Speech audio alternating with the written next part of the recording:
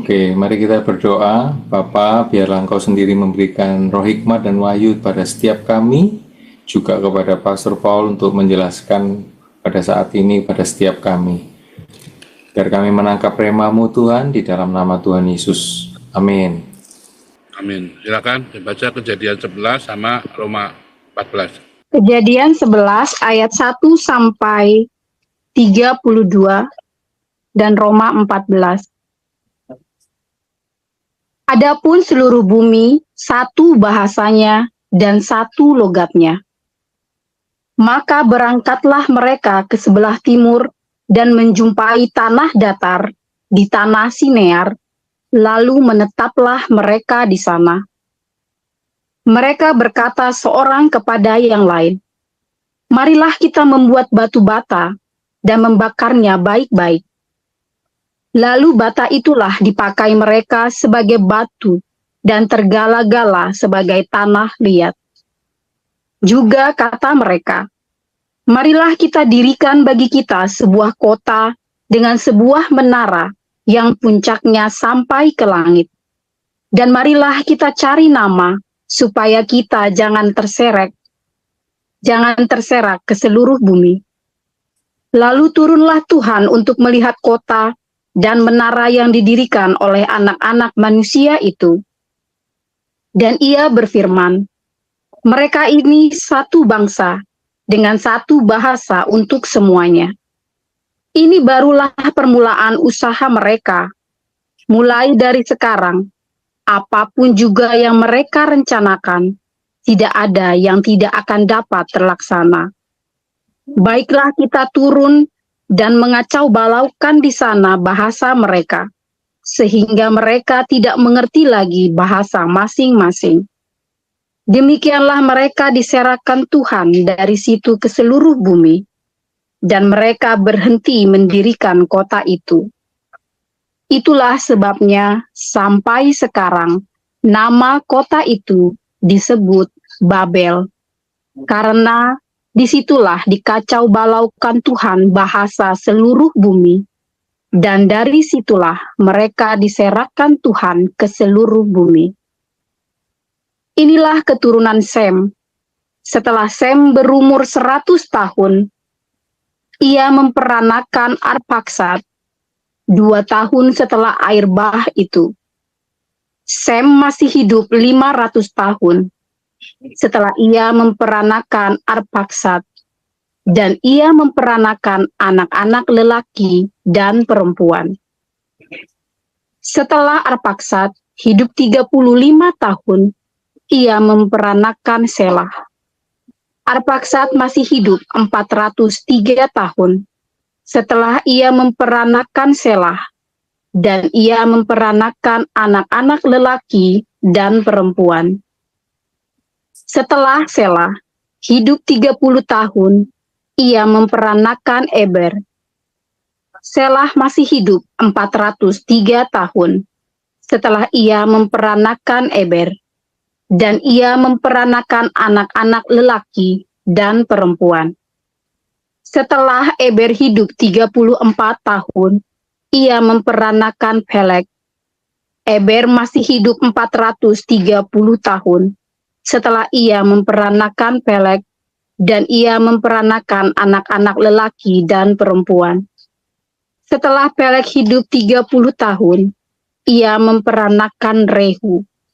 Peleg masih hidup 209 tahun setelah ia memperanakan Rehu, dan ia memperanakan anak-anak lelaki dan perempuan. Setelah Rehu hidup 32 tahun, ia memperanakan Serug.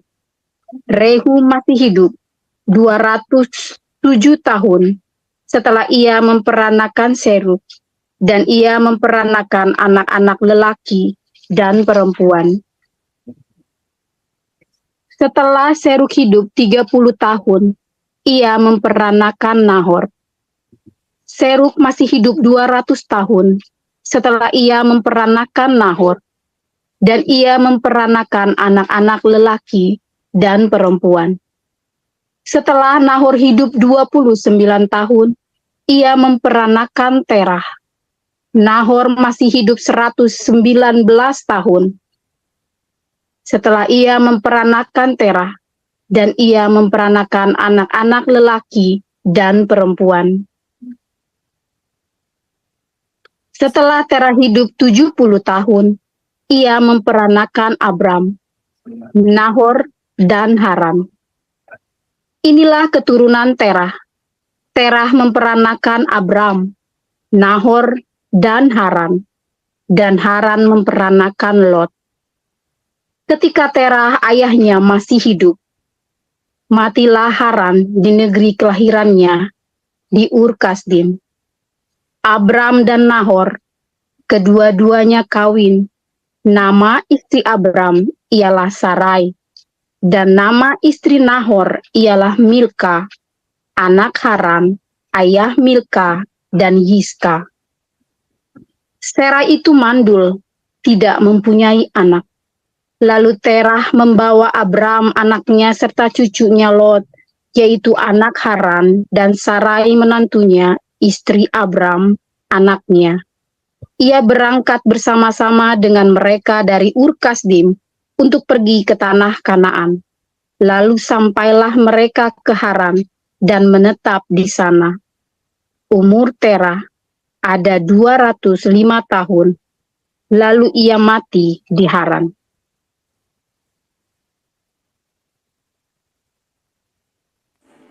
Oke, yang Bu Roma. Ayu yang berikutnya, Pak. Ya, silakan Bu Ayu. Ya, Roma. Roma 14 pasal 1 sampai 23. Terimalah orang yang lemah imannya tanpa mempercakapkan pendapatnya. Yang seorang yakin bahwa ia boleh makan segala jenis makanan, tetapi orang yang lemah imannya hanya makan sayur-sayuran saja.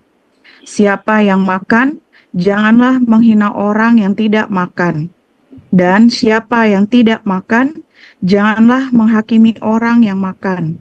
Sebab Allah telah menerima orang itu. Siapakah kamu sehingga kamu menghakimi hamba orang lain? Entahkah ia berdiri, entahkah ia jatuh. Itu adalah urusan tuannya sendiri. Tetapi ia akan tetap berdiri karena Tuhan berkuasa menjaga dia terus berdiri. Yang seorang menganggap hari yang satu lebih penting daripada hari yang lain, tetapi yang lain menganggap semua hari sama saja. Hendaklah setiap orang benar-benar yakin dalam hatinya sendiri. Siapa yang berpegang pada suatu hari yang tertentu, ia melakukannya untuk Tuhan. Dan siapa makan, ia melakukannya untuk Tuhan, sebab ia mengucap syukur kepada Allah. Dan siapa tidak makan, ia melakukannya untuk Tuhan, dan ia juga mengucap syukur kepada Allah. Sebab tidak ada seorang pun di antara kita yang hidup untuk dirinya sendiri, dan tidak ada seorang pun yang mati untuk dirinya sendiri. Sebab jika kita hidup untuk Tuhan, dan jika kita mati untuk Tuhan. Jadi baik hidup atau mati kita adalah milik Tuhan. Sebab untuk itulah Kristus telah mati dan hidup kembali, supaya ia menjadi Tuhan, baik atas orang-orang mati maupun atas orang-orang hidup. Tetapi engkau, mengapakah engkau menghakimi saudaramu? Atau mengapakah engkau menghina saudaramu? Sebab kita semua harus menghadap tahta pengadilan Allah. Karena ada tertulis, demi aku hidup, demikianlah firman Tuhan. Semua orang akan bertekuk lutut di hadapanku, dan semua orang akan memuliakan Allah. Demikianlah setiap orang di antara kita akan memberi pertanggungan jawab tentang dirinya sendiri kepada Allah. Karena itu janganlah kita saling menghakimi lagi, tetapi lebih baik kamu menganut pandangan ini. Jangan kita membuat saudara kita jatuh atau tersandung. Aku tahu dan yakin dalam Tuhan Yesus bahwa tidak ada sesuatu yang najis dari dirinya sendiri. hanya bagi orang yang beranggapan bahwa sesuatu adalah najis, bagi orang itulah sesuatu itu najis. Sebab jika engkau menyakiti hati saudaramu oleh karena sesuatu yang kau makan, maka engkau tidak hidup lagi menurut tuntunan kasih. Janganlah engkau membinasakan saudaramu oleh karena makananmu, karena Kristus telah mati untuk dia. Apa yang baik yang kamu miliki, janganlah kamu biarkan difitnah. Sebab kerajaan Allah bukanlah soal makanan dan minuman, tetapi soal kebenaran, damai sejahtera, dan sukacita oleh Roh Kudus. Karena barang siapa melayani Kristus dengan cara ini, ia berkenan pada Allah dan dihormati oleh manusia. Sebab itu, marilah kita mengejar apa yang mendatangkan damai sejahtera dan yang berguna untuk saling membangun. Janganlah engkau merusakkan pekerjaan Allah oleh karena makanan. Segala sesuatu adalah suci, tetapi celakalah orang jika oleh makanannya orang lain tersandung. Baiklah engkau jangan makan daging atau minum anggur, atau sesuatu yang menjadi batu sandungan untuk saudaramu. Berpeganglah pada keyakinan yang kau miliki itu, bagi dirimu sendiri di hadapan Allah. Berbahagialah dia yang tidak menghukum dirinya sendiri dalam apa yang dianggapnya baik untuk dilakukan. Tetapi, barang siapa yang bimbang, kalau ia makan, ia telah dihukum, karena ia tidak melakukannya berdasarkan iman. Dan segala sesuatu yang tidak berdasarkan iman adalah dosa. Demikian firman Tuhan. Luar biasa. Kita akan membaca dalam bahasa Ibrani, ya. Kejadian 11 ayat 4, 5, 6 dan 9. Saudara Bobi, Evangelis Bobi nanti akan membacakannya ya. Silakan, Pak Bobi. Halo, suara saya kedengeran, Pastor? Bagus. Aduh. Kejadian 11 ayat 4. Wayo ormu hafa nifneh lanu ir umigdal. Sebentar, Pastor. Enggak, ini. Veroso. Saya ulangi dari awal, Pastor ya. Boleh.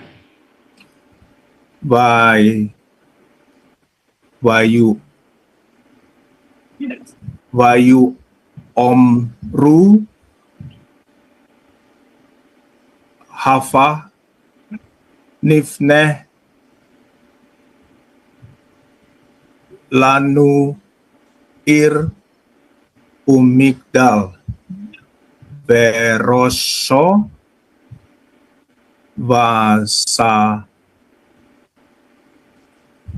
Vasamayom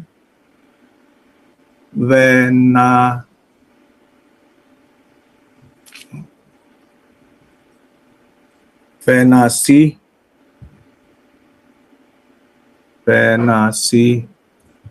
Lanushem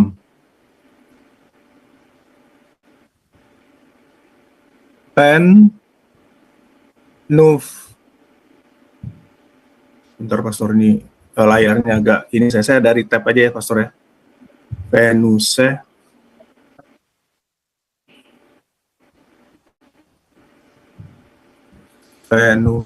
tadi dari mana ya?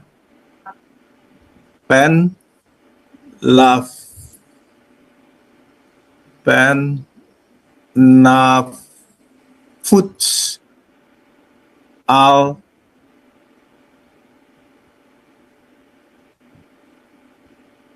Pnei Kal Na Haaretz, ayat kelima.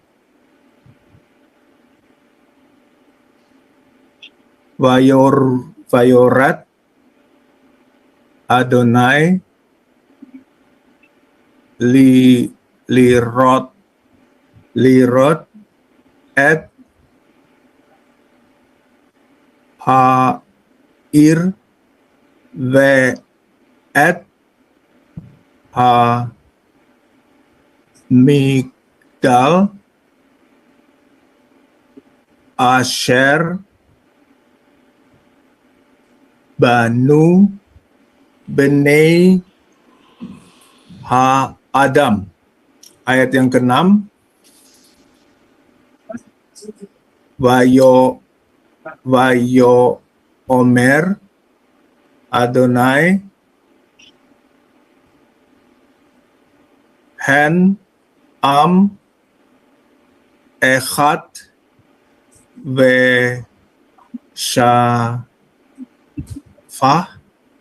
Veshafa Aka Leku Lam Et Zeh Ha Ki Lam La Asot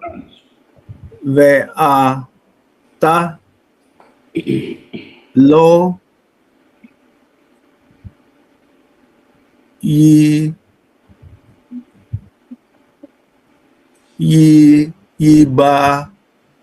Ibarets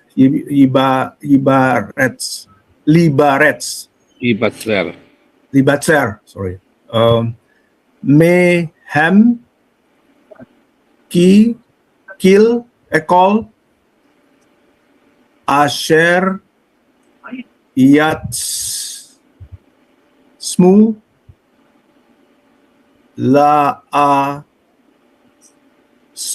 Asot. Ayat yang ke-9, Al Ken Kara Shma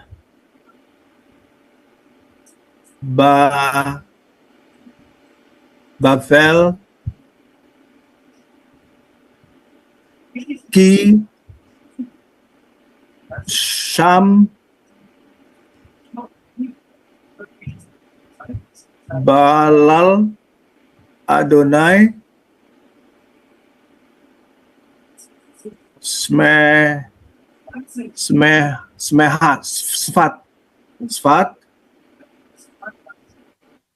Kal Haaretz Umisham Hafid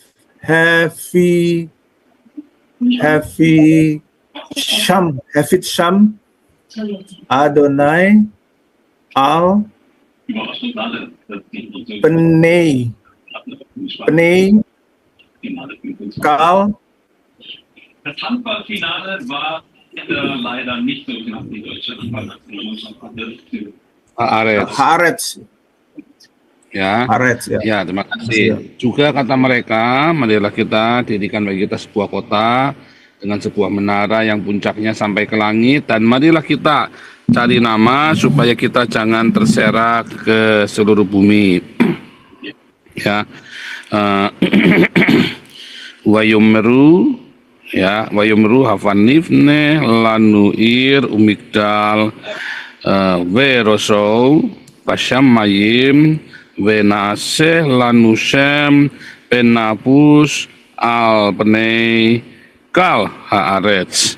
Penting sekali ya, kata ini ya, kata apa namanya, marilah kita cari nama ya, kata wena aseh lanusem ya, wena aseh lanusem itu di dalam bahasa Ibrani sebuah metafora ya, sebuah metafora. Bukan kita mau supaya cuman terkenal saudara ya, bukan. Marilah kita cari nama, marilah kita membuat sebuah nama ya. Marilah kita membuat sebuah nama, maksudnya ya. Menarik sekali ya, saudara ya. Coba kita lihat di dalam Targum ini ya. Di dalam Targum itu, come, we will build us a city and tower, yang saya garis merah itu ya. And the head of it shall come to the summit of the heavens. And we will make us an image for worship on the top of it. Ya. Lalu put a sword in his hand to act against the array of war. Jadi saudara, kata apa namanya?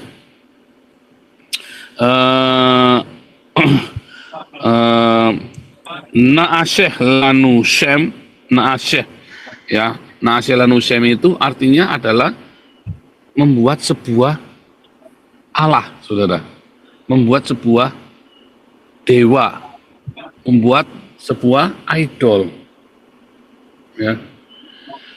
Itu sebuah metafora ya. Nah itulah tujuan pembuatan Menara Babel, saudara. Nah kemarin pernah ada yang menuduh saya, katanya saya ini mendirikan Menara Babel. Saya lagi bingung. Saudara, seminggu 2 kali doa pagi saya memberikan kesempatan kepada saudara-saudara yang sudah lulus kelas apostolik, setengah diwajibkan, ya, untuk membawa firman Tuhan, saudara ya. Untuk membawa firman Tuhan. Nah, saudara, kenapa? Kenapa? Karena supaya Anda punya kesempatan membawa firman Tuhan, praktek firman Tuhan. Ya, bahkan nanti kalau yang dari HBC, sudah lulus HBC, ya, akan saya beri kesempatan untuk bawa firman hari Minggu, saudara. Ya, saya akan izinkan membawa firman untuk hari Minggu. Nah, itu ya, saudara ya. Supaya Anda ada prakteknya, ada tempat prakteknya, Anda ada tempat untuk Anda bisa pokoknya yang bagus ya, yang terbaik, yang tentu saat Anda yang belajar homiletika dan hermeneutika bagus ya, Anda bisa khotbah hari Minggu. Ya, jadi apakah tujuannya untuk memuliakan nama Paul? Nah, maksudnya Menara Babel itu saya mendirikan Menara Babel buat diri saya sendiri ya, mendirikan cari nama, bukan saudara. Karena kata mendirikan mari kita cari nama ya. Wanaseh lanu Shem itu, Wanaseh lanu Shem itu maksudnya adalah mendirikan sebuah berhala. Ya, yang disembah itu adalah ada satu berhala untuk disembah. Ya, mereka. Ya, saudara ya. Nah, coba ya Anda lihat, tapi sebentar. Saudara, kalau kita mendirikan ini ya, kalau kita sedang mewujudkan ini Hagios International Christian Center ini, bukan untuk mendirikan Menara Babel, saudara. Bukan ya, bukan untuk mendirikan Menara Babel juga. Tetapi kita sedang apa? Ya memang kita butuh tempat. Kalau enggak kegiatannya gimana? Kita capek sekali babak belur ya. Setiap bulan sekali saja kita dari jam siap-siapnya dari jam 8 pagi sampai rumah jam 12 malam. Capek sekali, saudara ya. Gila itu, capek sekali itu ya kan. Seringkali kan sih kadang-kadang khotbahnya di jalan kan, pulang dari pelayanan kadang-kadang saya khotbahnya di jalan. Paling cepat kita pulang jam 10 malam, paling cepat, saudara ya. Ini kita butuh markas, kita butuh tempat, butuh sekretariat ya. Jadi bukan pelayan-pelayan yang kita lakukan ini bukan untuk mendirikan Menara Babel ya. Ini ada kolektor ini ada pertanyaan-pertanyaan ya, kita jawab dulu ya. Ada Lindawati, Stefanus, Halim, ya, Ruth, Kustiningsih, Moncer, Semut Menyala, Edison, Saud Hamonangan Simarmata, Aca 12, Pret. Nah, terima kasih. Pak Paul usul apa memungkinkan jika ada diadakan rekening lokal seperti BCA? Enggak, saudara ya. Karena nanti masalah dengan banknya langsung diblokir. Ya. Jadi saya pernah dikasih tahu selama ini kan kita mengumpulkan donasi pakai rekening saya yang ke Eropa ya. Lalu katanya, lalu saya pindah-pindahin. Nah, itu kemudian kita keblokir. Makanya sebaiknya Anda transfer langsung direct ke rekening Hagios, ada yang di Amerika di mana langsung, atau pakai TransferWise. Ya, pakai TransferWise saja. Atau Anda bisa kasih gift di YouTube saya, karena gift ini nanti setiap penghasilannya akan diberikan untuk ini ya, untuk proyek Eropa. Ya, begitu ya. Nah, kecuali kita saja yang dari yayasan kita bagi 3 supaya jangan terlalu besar tapi kecil transfernya ya. Kita juga butuh support ya dari yayasan kita. Nah, Jadi kita butuh supaya banyak, kelihatan banyak donasi itu. Jadi bukan dari satu dikumpulin terus gede gitu ya. Nah, itu nanti saya akan bermasalah, karena itu pernah ditanyakan kenapa mereka tidak berdonasi langsung ke rekeningnya Hagios. Itu menjadi masalah di sini ya. Betapa ketatnya ya, saudara, aturan-aturan donasi pun ada aturannya, karena donasi itu motong pajak kalau di sini. Kalau orang Eropa atau orang Amerika, donasi itu motong pajak. Kalau di Indonesia saya nggak tahu ya. Jadi gitu ya, Pret ya. Kenapa tidak dilakukan pengumpulan pakai rekening Indonesia? Itu kalau kita bisa pakai rekening Damari, salah satu bisa, tapi nggak boleh, saudara. Maunya itu semua satu, lalu dipecah ya. Anda nggak bisa transfer satu-satu begitu, nggak apa-apa ya. Pakai TransferWise ya, ada aplikasi TransferWise atau PayPal. Cuman sebaiknya kalau Anda bingung pakai TransferWise, atau Anda pakai ini aja, saudara ya, apa? Pakai gift di YouTube aja kalau Anda bingung ya. Kalau rupiah potongannya nggak besar, cuma 1% ke sayanya ya. Nanti ini masuk semua ke rekening ABN AMRO, nanti saya sumbangkan semua, jadi saya mendonasi. Ini kan masuk menjadi penghasilan saya dari YouTube, tapi ini akan menjadi donasi ya. Gitu ya, semoga paham. Rosa Mawar, thank you dari Amerika. Kristiani 7, Lisanto Handaya, VNDR, Grace, Konstantin, Six Wing, God bless you ya. Nah, kita balik lagi ya. Kita balik lagi. Saudara, di dalam Wahyu ya, tentang menyembah ya, idolatry ini ya, penyembahan ini ya.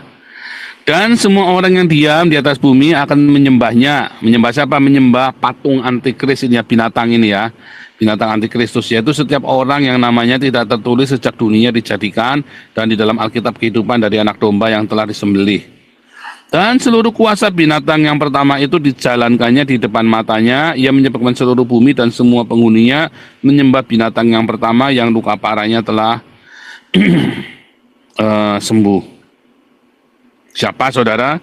Yaitu lawan yang meninggikan diri di atas segala yang disebut atau yang disembah sebagai Allah. Bahkan ia duduk di bait Allah dan mau menyatakan diri sebagai Allah. Saudara, di dalam Alkitab, Yehova Elohim dalam perjanjian lama dan di dalam perjanjian baru, Yesus Kristus tidak pernah minta disembah, saudara. Sembahlah aku, nggak pernah, saudara. Di dalam Alkitab kita, yang minta cuma Kristus, saudara. Di dalam perjanjian lama, ya tidak Yehova sembahlah aku atau kamu hukum, nggak ada. Sembahlah aku, nggak ada, saudara. Ya, jangan menyembah Allah lain. Tapi nggak ada kata sembahlah aku, nggak ada. Ya, sekali-kalinya ada sembahlah aku dari jauh. Ada. Jadi maksudnya bukan. Jadi kalau kamu mau menyembah itu dari jauh, saudara. Sembahlah aku dari jauh. Maksudnya dari jauh. Jadi bukan direct sembahlah aku, bukan. Yesus tidak pernah berkata sembahlah aku. Tetapi baik Yehova dan Yesus tidak pernah menolak disembah. Beda dengan iblis di dalam Matius 4 ayat 9. Ya, Matius 4 ayat 9. Ini semua ya yang sudah ikut kelas Alkitab toh ya. Bahwa yang minta disembah itu hanya iblis. Ya, semua itu akan kuberikan kepadamu jika engkau sujud menyembah aku. Lalu diusir sama Yesus. Nyala iblis ya. Sebab pada tertulis engkau harus menyembah Tuhan Allahmu dan hanya kepada Dia sajalah engkau berbakti. Hipake satana, ya, gar kegraptai, kurion tonteon proskunensis, ya. Nah, kalau Anda melihat, ya, sembahlah aku sebab aku yang hak. Sembahlah aku yang hak. Ya. Dalam surat At-Taha 14, sesungguhnya aku ini Allah, tidak ada Tuhan yang hak selain aku, maka sembahlah aku. Ya, sembahlah aku. Ada banyak sekali ya, nggak cuma surat Taha aja ya, sembahlah banyak sekali ya. Ya. Ya.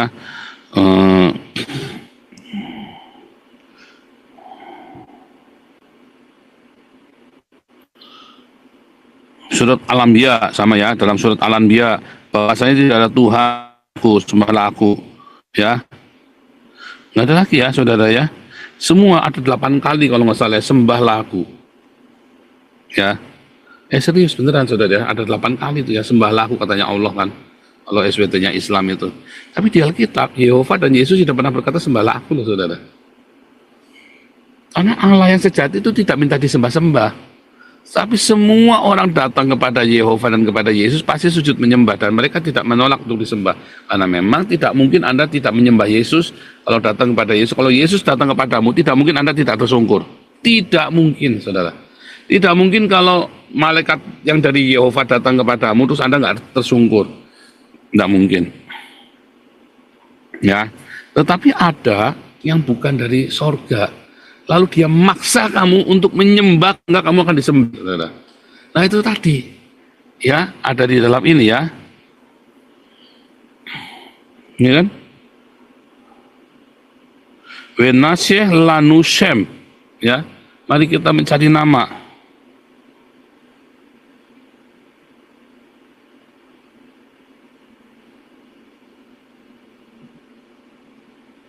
Mari.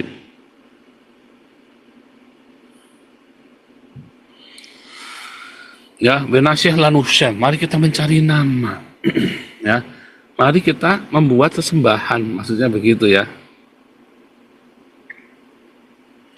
Make us an image of worship. Ya, dalam Targum. Nah, inilah saudara, lawan meninggikan diri di atas segala yang disebut, yang meninggikan menara Babel itu kan, dia di puncaknya, yang dia meninggikan segala sesuatu yang disebut-disembah sebagai Allah, bahkan ia duduk di bait Allah dan mau menyatakan diri sebagai Allah. Saudara, kalau Anda melihat, ya, lihat dalam Wahyu 11 ayat 1 dan 2, kemudian diberikanlah kepadaku sebatang bulu seperti tongkat pengkurupannya dengan kata-kata yang berikut, bangunlah dan ukurlah bait suci Allah dan mesbah dan mereka yang beribadah di dalamnya, tetapi kecualikan pelataran bait suci yang di sebelah luar, janganlah engkau mengukurnya, karena ia telah diberikan kepada bangsa-bangsa lain dan mereka akan menginjak kota suci 42 bulan lamanya. Saudara, saat Rasul Yohanes menerima wahyu, bait suci kedua itu sudah diruntuhkan, saudara ya. Yerusalem sudah dikuasai dan dihuni oleh Roma dan bangsa-bangsa Arab. Ya.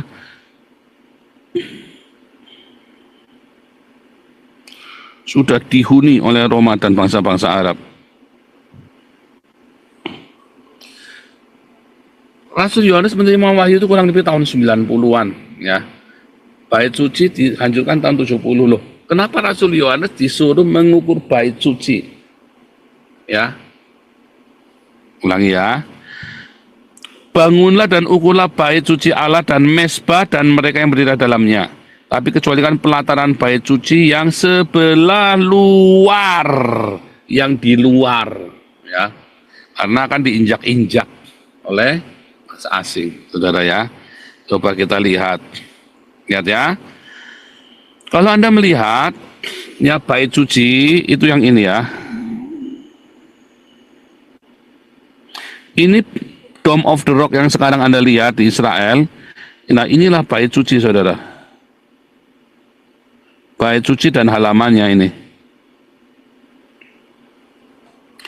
Di sini ada tembok ratapan, ya.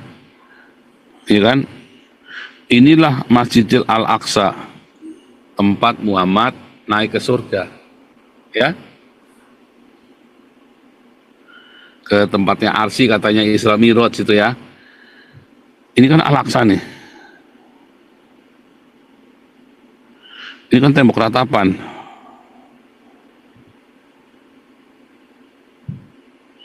Ini yang kotak ini adalah bait suci atau bekas bait suci.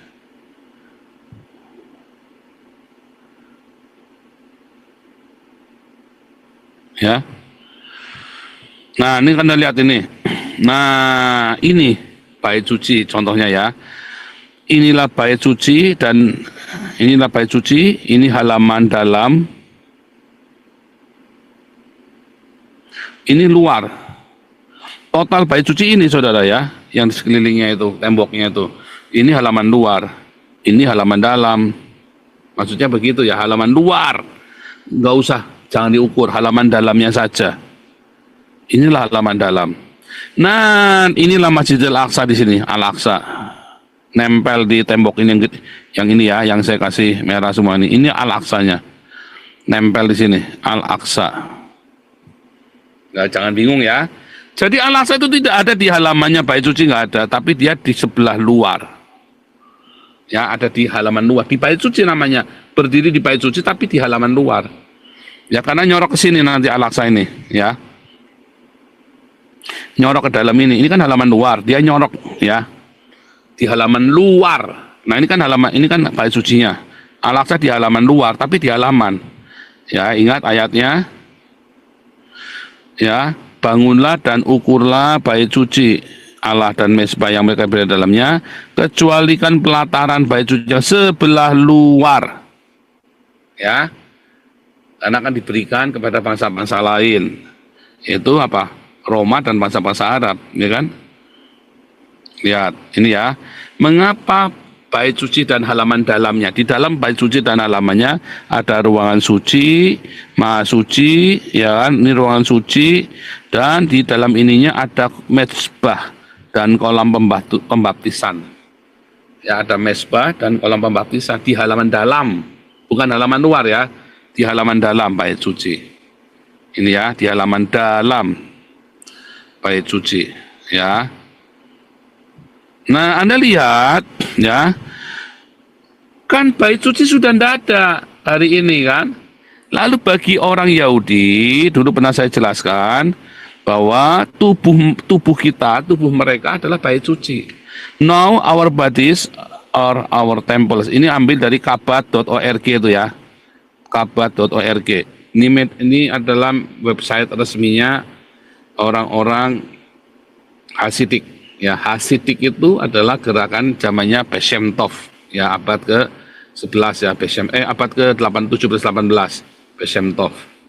Nah, bait suci adalah tubuh kita. Our souls are our window, jendelanya. Our minds are our kohanim. Ya, jadi tubuh kita adalah bait suci, jiwa kita adalah jendelanya, pikiran kita adalah imamnya, dan animal instinct, nafsu kita adalah persembahannya, saudara. Jadi inilah bait suci dan halaman dalamnya. Halaman luarnya di luar. Jadi siapakah bait suci, saudara? Ya kan? Tidak tahukah kamu bahwa kamu adalah bait Allah dan Roh Allah berdiam di antara kamu? Ya, Roh Allah diam di dalam kamu.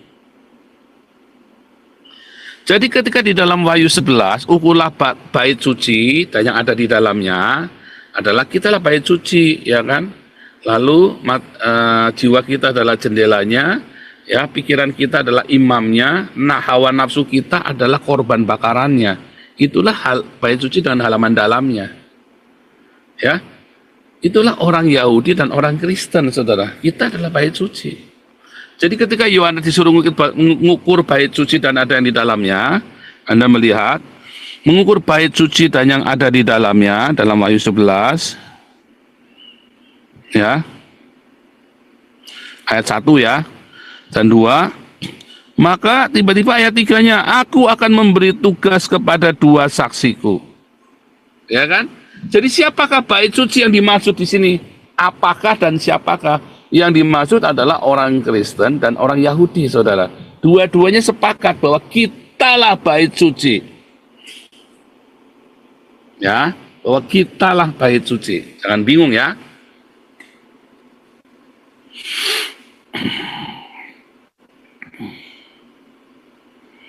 Nah, tetapi agama-agama dunia ingin mendirikan menara Babel. Ya kan? Ingin mendirikan menara Babel yang tinggi, bait suci, tempat suci yang fisik. Yang kita akan lakukan di Belanda bukan membuat bait suci, saudara. Kita akan membuat sebuah Christian Center. Bukan bait suci, tapi Christian Center di mana kita semua nanti bisa dalamnya, kita bisa beres-beres, kita bisa melakukan banyak kegiatan untuk alat-alat kita, untuk semua proyek-proyek kita, ya. Bukan bait suci, bait sucinya kita, ya.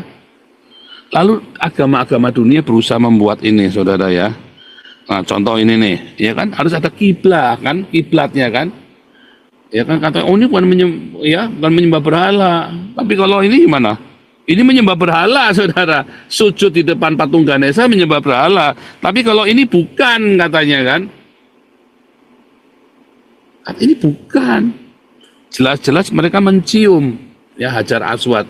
Oh, ini bukan. Ya kan? Sedangkan ini, oh ini berhala. Oh ini berhala ini. Ya, katanya orang Islam, ini berhala ini. Lalu kalau Anda mencium Hajar Aswad itu gimana, saudara? Oh, bukan. Lalu bagaimana kalau Anda mencium kakinya Habib ini, saudara? Ya kan? Anda mencium kakinya Habib, oh bukan berhala. Nah ini kan sampai dijilat-jilat begitu, apakah berhala? Oh itu bukan berhala itu, saudara ya. Ini kakinya Habib dicium.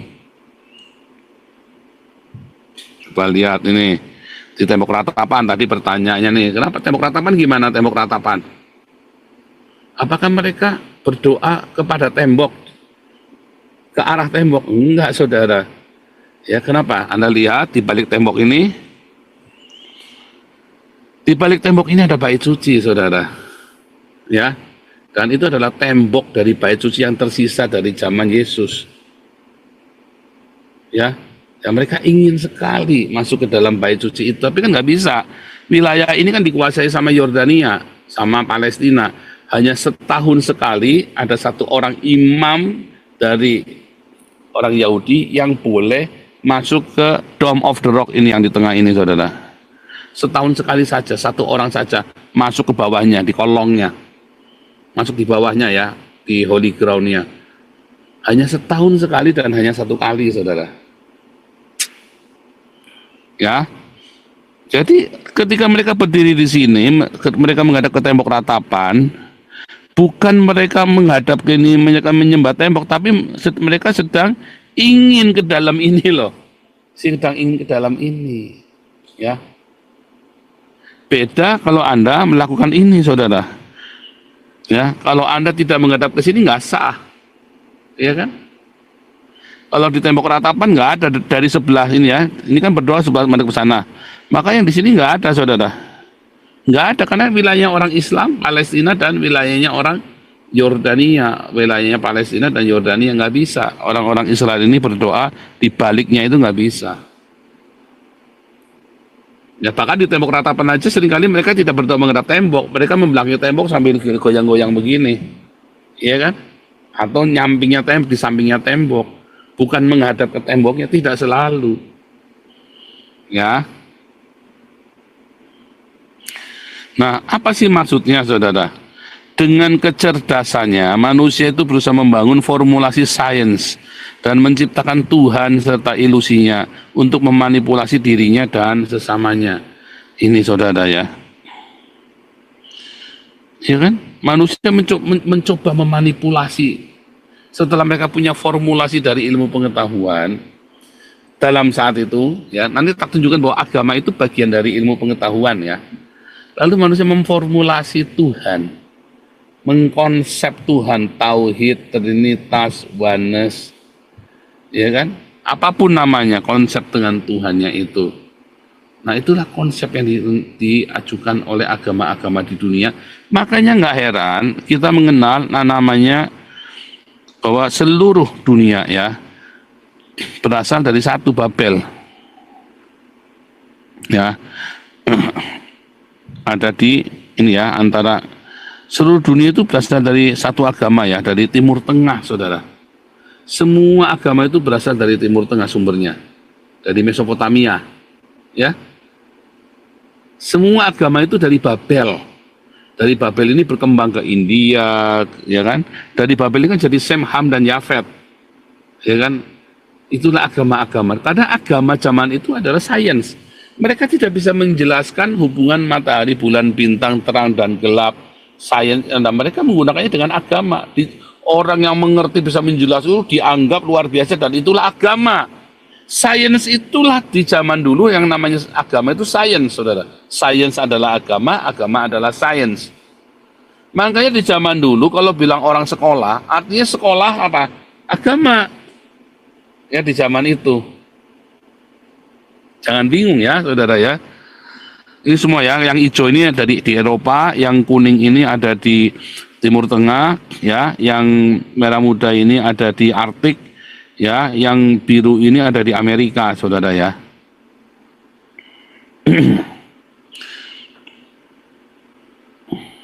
Nah ini ya, ada namanya Universal Church, Living Church ya, Universal Living Church, bukan Kristen ya, tapi church-nya ini church bukan Kristen, kayak gereja setan kan bukan Kristen.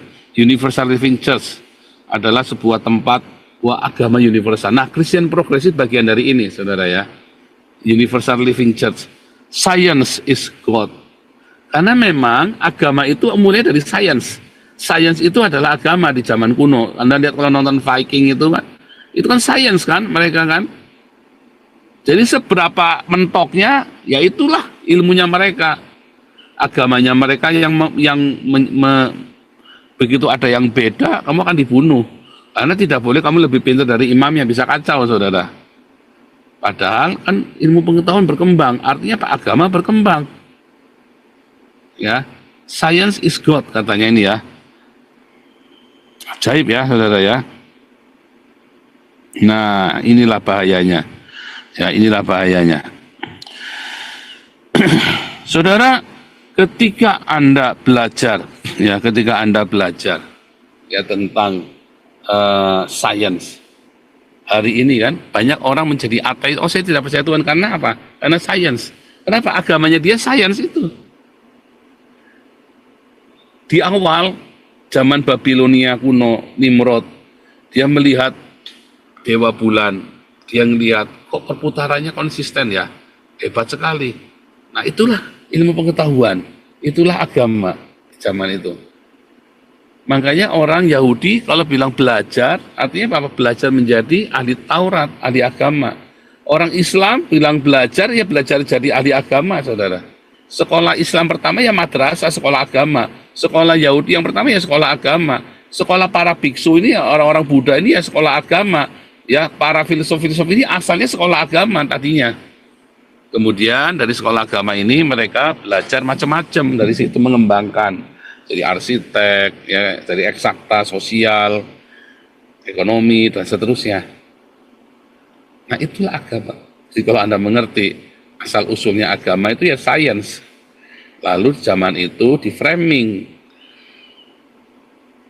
Makanya science sempat nggak berkembang ya, karena di framing. Ya. Nah ini contohnya framing agama ya. Rasul Paulus tadi ya dalam Roma 14, yang seorang menganggap hari yang satu lebih penting dari yang lain. Ya kan primbon, horoskop Cina, hari-hari tertentu. Oh ini hari sakral ini hari sial, hari keberuntungan, ya kan? Tapi termasuk bagi orang Yahudi di zaman Paulus ini orang-orang sudah masih merayakan kalender Yahudi, orang Kristen. Lalu oh ini sakral ini, tapi kata Paulus enggak, semua hari sama. Ya Paulus ngomong sama orang Kristen enggak semua hari sama. Tetapi orang-orang yang masih Yahudi bilang oh enggak, ini sakral ini, ya terutama 3 hari raya, Pesah, hari raya Pesah, hari raya Shavuot, hari raya Sukot. Tapi Paulus berkata enggak semua hari sama. Hendaklah setiap orang benar-benar yakin dalam hatinya sendiri, siapa yang berpegang pada suatu hari yang tertentu, ia melakukannya untuk Tuhan, dan siapa yang makan, ia melakukannya untuk Tuhan, sebab ia mengucap syukur kepada Allah, dan siapa tidak makan, ia melakukannya untuk Tuhan.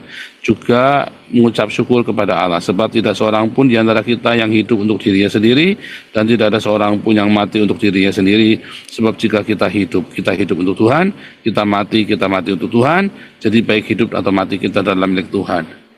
Agama memframing kamu dengan hari-hari baik, hari jelek, termasuk hari-hari agama, ya juga makanan-makanan. Aku ya tentang makanan-makanan ya, aku tahu dan yakin bahwa Tuhan Yesus ya di dalam Tuhan Yesus bahwa tidak ada sesuatu yang najis dari dirinya sendiri. Hanya bagi orang yang beranggapan bahwa segala sesuatu najis, bagi orang itulah sesuatu najis. Ya haram halal itu kan produk agama saudara ya, haram dan halal itu. Ya, sebab kerajaan Allah bukan soal makanan dan minuman, tapi soal kebenaran, damai sejahtera, dan sukacita oleh Roh Kudus. Karena barang siapa melayani Kristus dengan cara ini, ia berkenan kepada Allah dan dihormati manusia. Ya, saudara ya. Bukan soal makanan minuman, tapi kemudian di framing ya dengan makanan dan minuman. Ya, nanti. Nah, saudara, kita balik ke Menara Babel tadi ya, di awal tadi ya, kita langsung.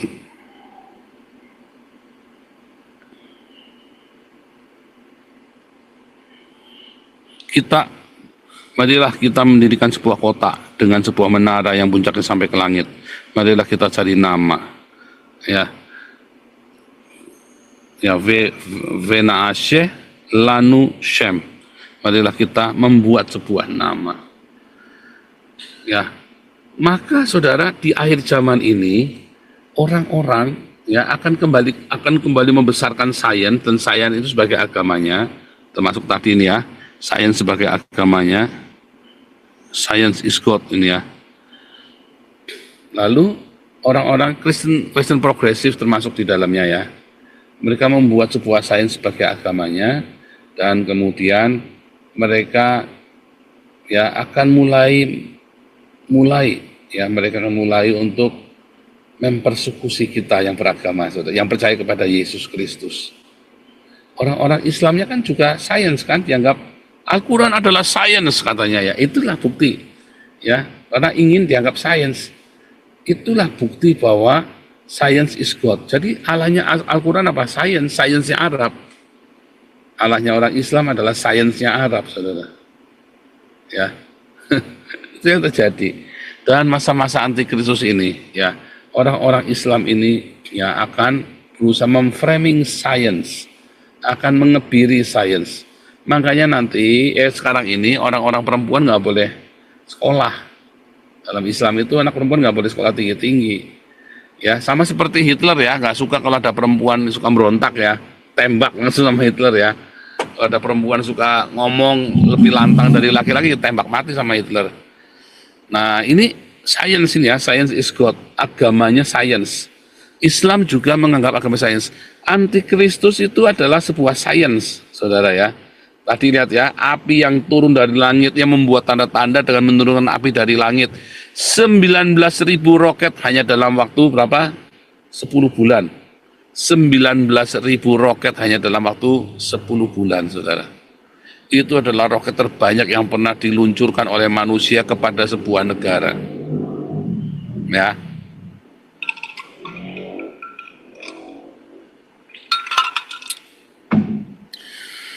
Nah, apakah Anda terlibat di dalamnya? Dan harusnya bagaimana? Science is God. Tapi kalau kita orang Kristen, 1 Yohanes 4 ayat 8. Love is God.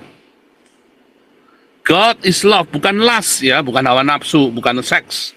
Tapi love, cinta yang sejati itu adalah Allah, saudara. Bukan science. Ya. Ini antikristus mau bikin seperti ini, mereka supaya orang mengira dia adalah Allah. Itulah pekerjaannya orang Islam.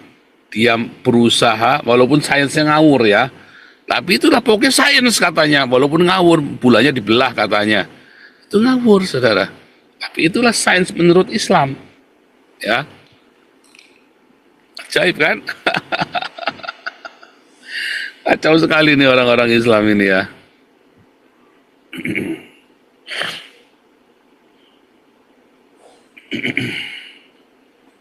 Nah, saudara, Islam kan bilang agama sains ya. Islam itu sesuai dengan sains bla bla bla bla bla segala macam. Padahal sains saja berubah terus. Artinya Islam itu ya berubah-berubah, nggak stabil. Ya kan, nggak stabil. Nah, inilah produk ciptaan manusia. Ya, mereka berusaha membuat ritual-ritual, ajaran-ajaran ritual. Di framing agama kamu tadi dengan ritual-ritual. Tadinya ritual-ritual itu adalah supaya apa? Ritual-ritual itu tadinya adalah sebuah prosedur sainsnya mereka, saudara ya.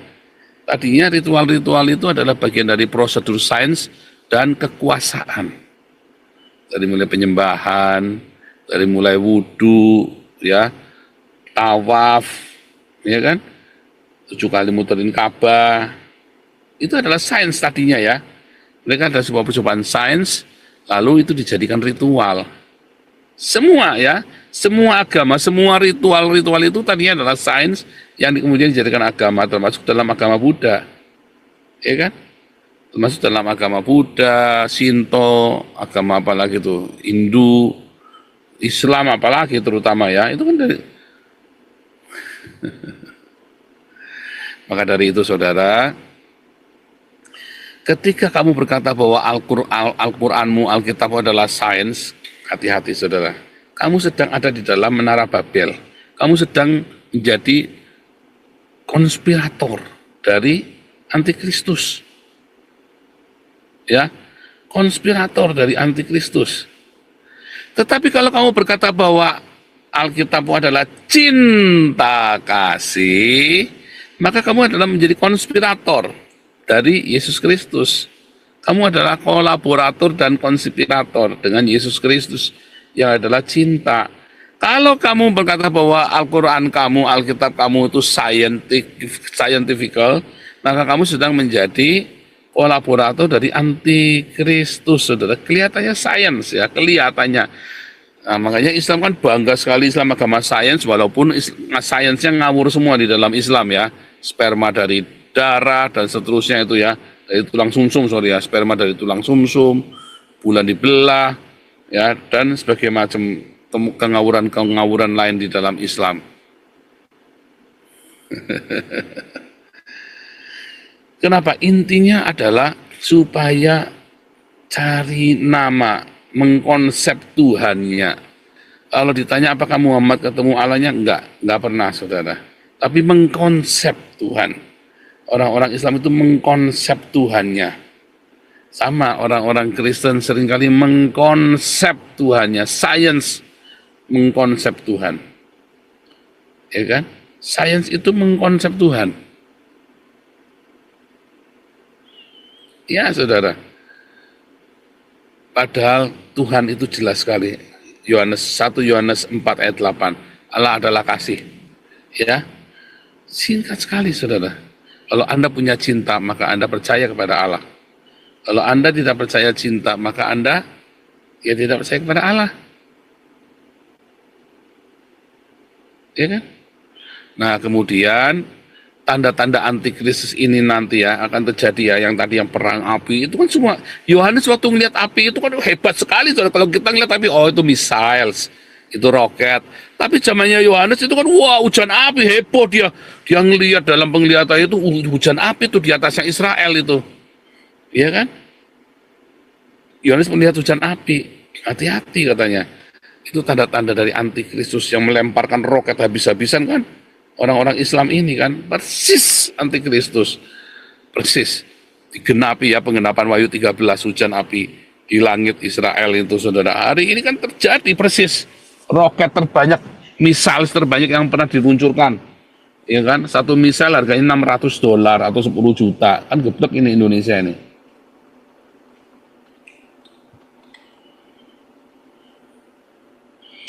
Tetapi firman Tuhan apa? Kerajaan Allah bukan soal makanan dan minuman, tapi soal kebenaran, damai sejahtera, sukacita. Barang siapa melayani Kristus dengan cara ini, ia berkenan kepada Allah dan dihormati manusia. Yaitu orang-orang yang melayani dengan kebenaran, damai sejahtera, dan sukacita. Kebenaran buntutnya apa? Diakonia. Ya, ada diakonia, ada damai sejahtera, ada sukacita. Makanya jangan ribut kalau lagi melayani, saudara. Ya, jangan ribut. Kalau kamu tidak setuju ya mundur baik-baik, nggak usah ribut. Ya, jangan kamu melayani dengan kemarahan, melayani dengan tanpa sukacita, nggak ada kerelaan hati. Ya, nggak ada damai sejahtera kan, nggak ada sukacita. Tapi kalau kamu melayani Tuhan dengan kebenaran, ya dengan diakonia, dengan damai sejahtera, dengan sukacita, barang siapa melayani Kristus dengan cara ini, maka kamu akan berkenan kepada Allah dan dihormati oleh manusia. Tetapi orang-orang ya yang tidak punya kebenaran dan tidak punya sukacita damai sejahtera ini, yaitu akhirnya jadi boikot tak karu-karuan, nabrak tak karu-karuan. Kelihatannya di gereja tapi biang kerok biang ribut saudara. Ya, nggak ada lucu-lucunya juga. Terakhir, pas yang terakhir ya, saudara. Ini sudah ada di depan mata kita, tanda ini. Ya. Enggak ada ya. Ini bukan konklusi dong, ini salah dong ya. Saya kasih Anda ya. Ini bukan ini ya, ini saya hapus dulu. Saudara, kalau Anda melihat ini, timeline-nya ya, kita bikin ya. Kita sekarang bikin timeline-nya ya. Timeline dari mulai ya. Sebentar ya, saya mau pakai yang punya Philip Mantova ya, saya mau tunjukkan kepada Anda ya.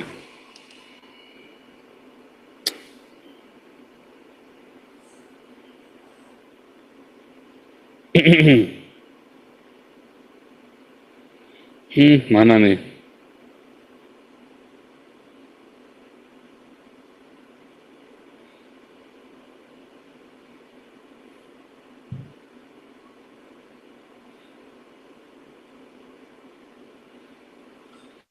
Saya mau tunjukkan kepada Anda.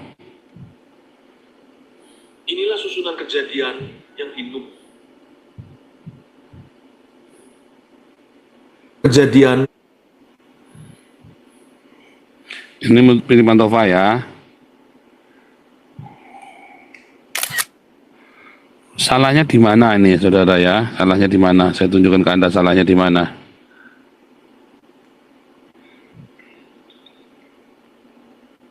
Kita langsung ya pakai punya Philip Mantova saja nih, biar ya perbedaan kita di mana, saudara?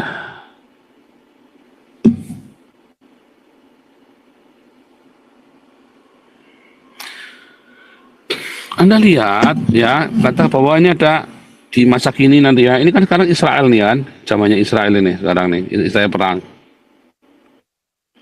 Lalu ini kan Israel perang. Mengat salah saudara. Itu salahnya di situ. Tidak ada ini, tapi langsung ini saudara. Ya kan? Karena apa? Dia dengan jelas juga Philip Mantova sendiri kan katakan ada 7 meterai, ada 7 sangkakala, ada 7 cawan murka Allah. Ya kan? Ada 7 meterai selama 7 tahun pemerintahan antikristus, 7 meterai, 7 sangkakala, dan 7 cawan murka Allah. Anda lihat sekarang. Ya.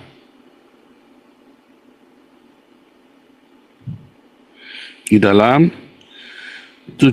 ya 1 Korintus 15 ya ayat 52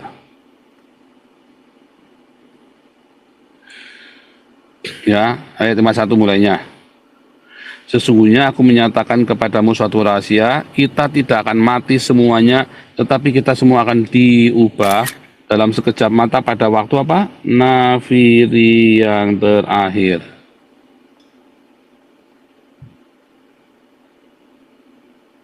Sebab nafiri akan berbunyi dan orang mati akan dibangkitkan dalam keadaan yang tidak dapat binasa dan kita semua akan diubah. Kata kuncinya itu nafiri yang terakhir. Ya, si Philip Mantova ini ceroboh sekali. Kapan nafiri terakhir, saudara? Yaitu 7 sangkakala itu, ya. Di dalam Wahyu 6 ya. Ke-6 meterai pertama kan, meterai pertama, kedua, ketiga, keempat, lima. Ini kan masa antikristus ini kan. Meterai pertama, ya. Nanti meterai kedua dan ketiga itulah antikristus, saudara. Meterai pertama ini sekarang ini, hari ini nih, Israel nih. Kita ini ada di meterai pertama nih, Israel. Meterai kedua, ya, itu adalah kuda ketiga kuda hitam. Itulah nanti antikristus menyatakan dirinya, ya. Lalu kuda meterai kelima, darah para martir, itulah orang-orang Kristen disiksa. Ada nggak sangkakala bunyi di situ? Nggak ada, saudara. Ada orang darah para martir dalam meterai yang kelima. Meterai kelima darah para martir, meterai ke-6 bencana, ya kan? Meterai ke-6 ada bencana, meterai ke-7 sangkakala dibunyikan, saudara. Meterai ke-7, lihat nih, meterai ke-7. Ya kan? Meterai ke-7 apa, saudara? Ada sangkakala, ke-7 malaikat yang memegang 7 sangkakala. Saat apa, saudara? Saat meterai ke-7 dibuka, ada 7 sangkakala. Kalau Philip Mantova mengakui meterai pertama, kedua, 3, 4, 5, dan 6 ini sudah zaman antikris, maka Philip Mantova mengakui ada 7 sangkakala, dan ini ada sangkakala yang pertama, 2, 3, 4, 5, 6, dan 7. Dan kedatangan Yesus itu adalah saat sangkakala yang ketujuh itu dibunyikan. Ya, apa yang terjadi dengan sangkakala ketujuh? Ya, sangkakala kelima bencana alam semua ya, sangkakala kelima ya. Lalu ini sangkakala keenam. Nah, lihat ya. Ini kan sangkakala kelima nih. Lalu malaikat kelima meniup sangkakalanya. Ya kan? Lalu sangkakala yang keenam, Saudara. Ya kan? Sangkakala yang keenam. Di situ ada ya, sangkakala ke-6. Ya kan? Lalu ada kitab yang terbuka dalam Wahyu 10. Ya kan? Lalu ada cerita dua saksi Allah, ini lagi cerita ya, itu ada orang Yahudi dan orang Kristen dan ada dua saksi Allah di situ. Artinya, ukurlah bait suci. Siapa tadi bait suci? Orang Yahudi dan orang Kristen. Bukan bait suci fisik Menara Babel itu, bukan, Saudara. Produk Babel, masjid, segala macam itu ya, itu kan produk Babel itu kan. Bukan. Termasuk gereja Katolik dengan simbol-simbolnya, gereja Protestan dengan menara dan salibnya, itu produk Menara Babel. Karena agama itu dari Babel. Kekristenan bukan agama. Ya. Tapi sebuah jalan hidup. Ya kan, ini kan dua saksi Allah kan. Sangkakala ke-7, Saudara. Yesus datang. Ya kan? Dua saksi Allah dibunuh, mari naik ke atas. Dua saksi Allah ini, Saudara. Si sangkakala ke-7 ini. Siapa? Yesus datang. Sangkakala ke-7 Yesus datang. Artinya sangkakala ke-7 Yesus datang. Orang-orang ini dibangkitkan. Di dalam Matius 24, saat sangkakala dibunyikan, Yesus datang mengumpulkan semua umatnya dari seluruh penjuru bumi. Lalu Yesus membunuh antikristus. Ya. Hati-hati loh Saudara ya. Itulah salahnya diagram Philip Mantova ini ya. Salah. Karena sangkakala ke-7 ini ya, kedatangan Yesus yang kedua adalah sangkakala ke-7. Di dalam Wahyu 11, Saudara. Dalam sangkakala ke-7 juga, ini juga dalam 1 Korintus 15 ayat kedua, ada sangkakala terakhir. Orang diubah dalam sekejap mata. Ya. Nah, itu saja bedanya. Ini salah, nggak ada ayatnya di sini, nggak ada. Ujuk-ujuk pengangkatan gitu nggak ada, Saudara. Harus meternya 1, meternya 2, 3, 4, 5, 6, meternya ke-7, sangkakala 1, 2, 3, 4, 5, 6, 7 Yesus datang. 1 Korintus 15 ayat 2 katakan 15 ayat 52. Ya, bahwa kita orang-orang akan diangkat dan dirubah dalam sekejap mata. Ya, orang-orang akan dirubah dalam sekejap mata. Orang mati akan dibangkitkan, kita yang masih hidup akan dirubah dalam sekejap mata. Bukan diangkat ya, bukan ya Saudara, bukan pengangkat. Nggak ada rapture. Lalu masuk dalam kerajaan 1000 tahun, Saudara. Di situ ada Armageddon, ya kan? Terus ada kerajaan 1000 tahun. Nah, yang beda cuma ini saja, nggak ada salah.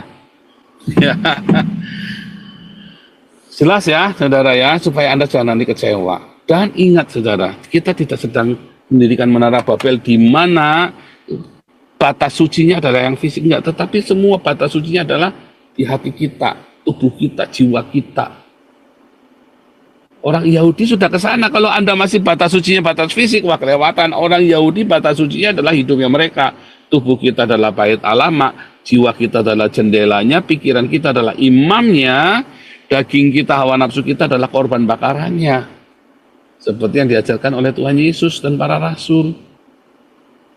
Ya, Saudara ya. Oke, Tuhan Yesus memberkati kita semuanya.